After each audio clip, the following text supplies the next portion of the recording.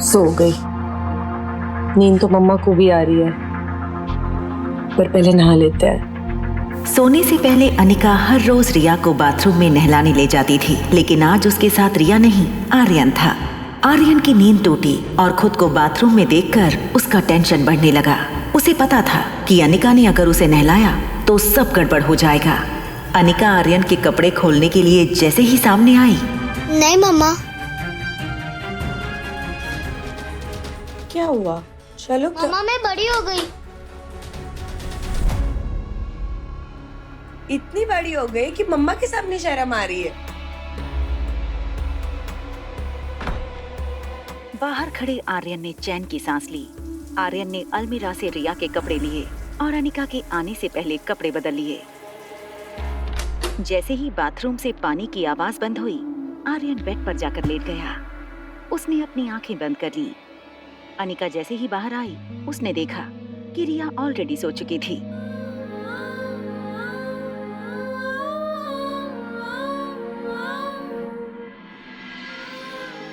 आर्यन की आंखें तो बंद थी, मगर वो पूरी तरह जाग रहा था। माँ के इस प्यार को आर्यन बचपन से मिस कर रहा था। आज जैसे उसका सपना पूरा हो रहा था।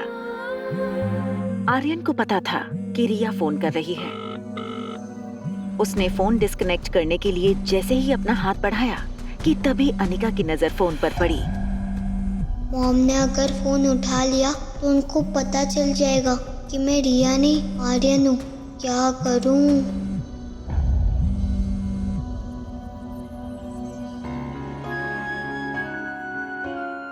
अनिका ने देखा कि फोन कट हो चुका है, इसलिए उसने ज्यादा ध्यान न देते हुए फोन बंद करके साइड वाले टेबल पर रख दिया।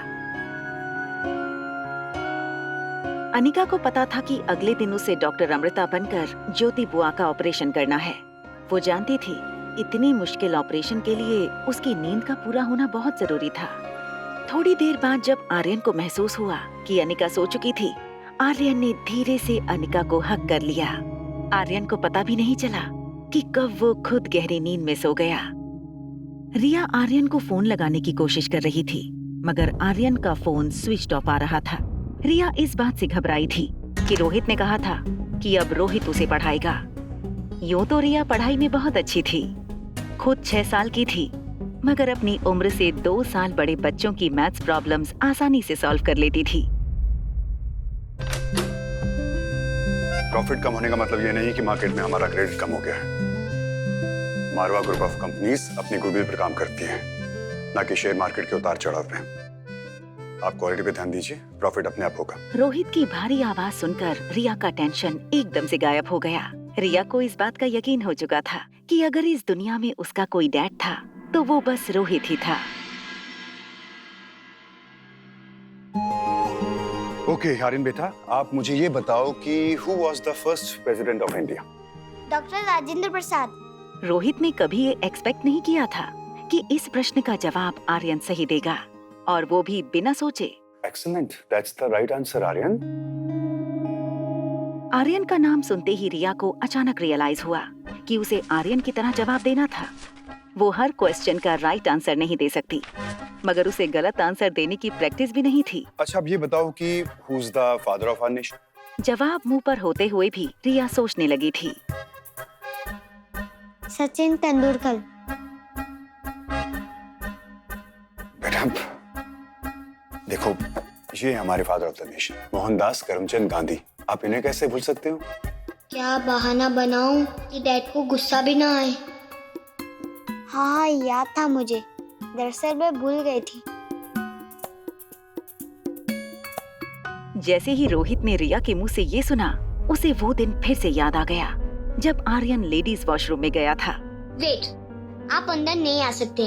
आप जानते हैं ना कि लेडीज वॉशरूम में जेंट्स अलाउड नहीं है। उसे डॉक्टर अग्रवाल की वो बात याद आई। रोहित, बिन माँ के बच्चे कभी कभी मानसिक परिस्थिति के शिकार हो जाते हैं। अगर सिचुएशन क्रिटिकल हुई, then I will appoint the best child psychologist for you. लेकिन फिलहाल मेरा सजेशन यही रहेगा कि तुम सिचुएशन को प्यार से हैंडल करो।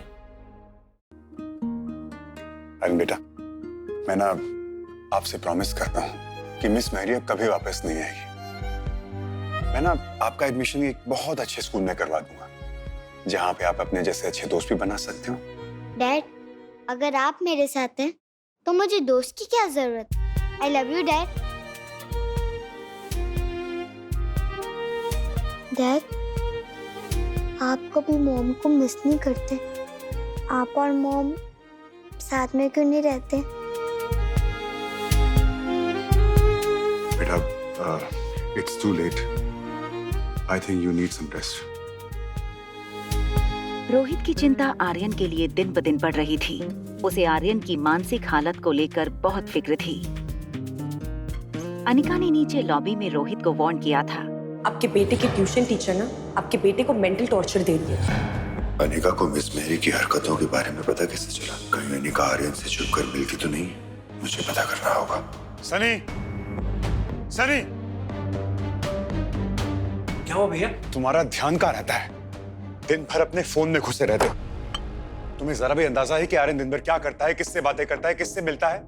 सनी को लगा आर्यन की गेमिंग हैबिट के बारे में रोहित को शायद सब कुछ पता लग गया है। सच बताओ सनी, आर्यन सामने वाली औरत से मिलता है, उससे बातें करता है? अच्छा, वो औरत, वो सामने वाली लेडी। क्या भैया, कैसी बातें करते हो आप? आर्यन सारा दिन कर रहे, मतलब आर्यन सारा दिन घर पे ही होता है भैया, तो उससे कैसे मिल सकता है? और वो लेडी भी तो हमारे स्ट्रीट में कभी नहीं आई। ये कैसे हो सकता है कि उस औरत को आर्यन की पर्सनल बातें पता हो? ऐसा तो नहीं कि वो आर्यन से इंटरकॉम पे बातें करती हो।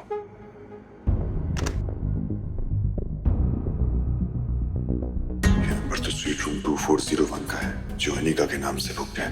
क्या अनिका आर्यन से इंटरकॉम के थ्रू बात करती है? मुझे ये औरत अनिका बिल्कुल समझ में नहीं आ रही है। पता नहीं आखिर चाहती क्या है। क्या इससे भी मेरे घर वालों ने भेजा है? भैया, मैं जानता हूँ कि आपको आर्यन की फिक्र है, पर मेरा विश्वास कीजिए, आर्यन बिल्कुल भी वैसा नहीं है जैसा आपको लगता है। अभी आपको लग रहा है कि आर्यन बिल्कुल भी स्मार्ट नहीं है, लेकिन भैया मैं जानता हूँ कि आर्यन बहुत स्मार्ट है। और अगर उस लेडी का आर्यन के ऊपर कोई पॉजिटिव इफेक्ट हो भी रहा है तो क्या फर्क पड़ता है? और भैया ये बात तो आप भी जानते हो कि आप चाहे कितनी भी कोशिश कर लो, आर्यन की जिंदगी में उसकी माँ की कमी पूरी नहीं कर सकते हो।